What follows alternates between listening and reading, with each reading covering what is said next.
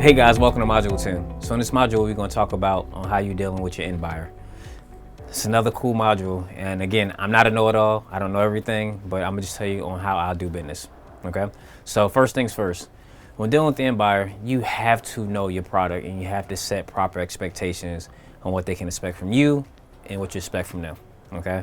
So when talking with the end buyer, make sure that, again, like you know your house very thoroughly. Your ARV is on point. Your rehab is on point. There's no question about the area, the cross streets, what it's back into. These are the questions that they're going to ask. So you have to make sure that you know all this. You're not going to be able to get top dollar if your numbers on point. I know a lot of guys like to be firm with their numbers and they end up getting beat up on the back end just because of the fact of they let some seasoned investor walk through that door. And you may be right and they still beat you up and push you down, and they beat you up for 5 to 10 grand just because of the fact you're not sure about your numbers. Okay, again, handle expectations with them, know your area, talk to them about the ARV, price per square foot, the reason why you're asking this price, and understand supply and demand. If you have a really strong house, the numbers are on point. If you don't want to buy it at your price, then somebody else will. Again, you got to be realistic. Don't lie. Don't do anything sideways is going to make them feel uncomfortable as far as dealing with you. Just be transparent. Make sure you got good numbers. Make sure you know what you're talking about, and make sure you got a solid asking price. If you can do that, if they don't buy it, somebody else will. And you got to keep that kind of attitude. Again, it's strictly business. I will always suggest to you guys to get out there. Where I see a lot of people fail at is in the rehab. So start to go to Home Depot or get with the contractor, walk some homes, let them explain to you why things should be fixed, what it costs for you to fix the HVAC, what it costs, to replace a roof, what windows cost, what these big ticket items cost, because it's going to help you in the long run, or in the back end, I should say, when dealing with the investor. How much it costs for kitchen cabinets, what it's going to cost to replace the whole bathroom, that been gutted out. These are the things that you want to be able to explain to your investor the cost if they don't know it themselves, or if they do know it and they're trying to, they're trying to play games with you. They're trying to tell you it's going to cost more than what it really is. You can actually push back. You got to be able to handle pushback, period. Whether it's on your ARV or on the rehab, you're always going to get it. If you're sure about your numbers and you're getting pushback, two things that happen. Either you can let them give you a reduction, or you can tell them keep it moving. But if you side on your numbers and you tell them to keep it moving, you're going to be able to sell the house.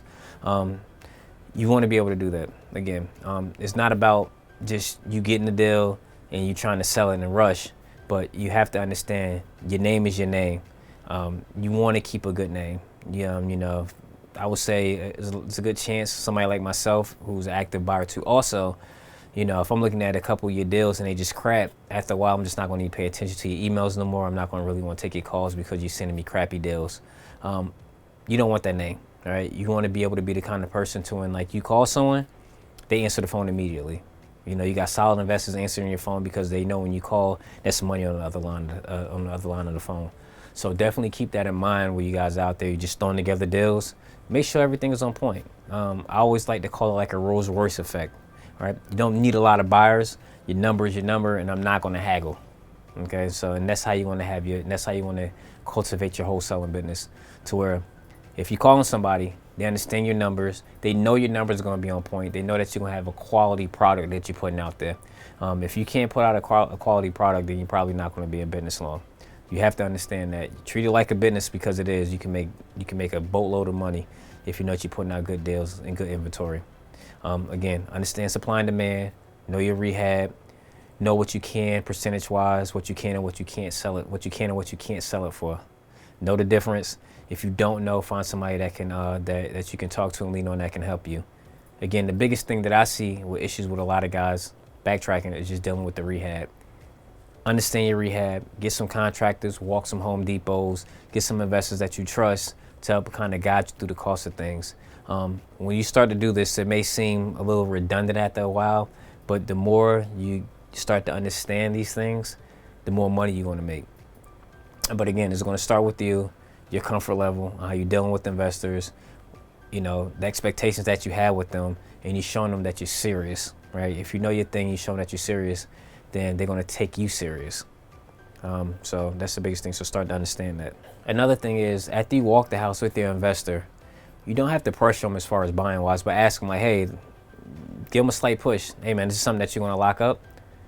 just ask them. Just ask them politely, but also let them know, like, hey, like, if you're not going to buy it, I'm gonna start shipping around to other people. There's nothing wrong with that. It's strictly business.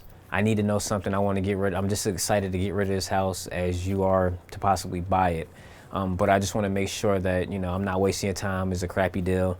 I get you got to run your numbers. Ask them, how long would it take before you actually give me a number? If they tell you something like they need a couple of days or whatever it is, they're probably not really interested, or they tell you the next day, they need the next day to think about it. Politely tell them, like, okay, cool. I told you and 2 other people. Not wrong with that.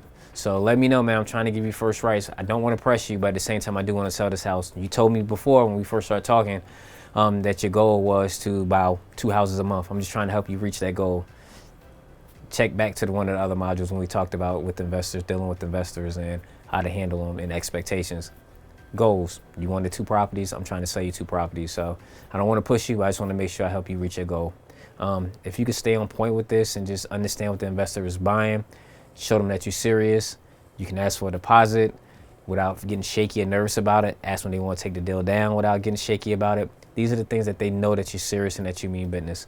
But again, it all starts from you knowing the area, knowing the house, knowing the rehab, knowing that you're going to get objections, know that you're not a know-it-all, know that you're not afraid to ask questions. But again, be willing to stick your neck out there and ask to close the deal. Like, again, it's not going to hurt, and you have to do this in order to sell your property. Feel free to reach out to me if you have any questions. I know it's a lot of information when dealing with the end buyers, but it's super important. You want to keep your end buyer happy, but at the same time, you want to shoot yourself in the foot by either sending out crappy deals or you selling them way lower than what you should have. So again, be very knowledgeable about everything that we talked about, from the rehabs to the contracts to everything. Get knowledgeable when dealing with your investors, dealing with the rehab, and dealing with the product that you're putting out. The more knowledgeable you are, I guarantee you the more money you make on it. That's simple. I'll catch you guys in the next module.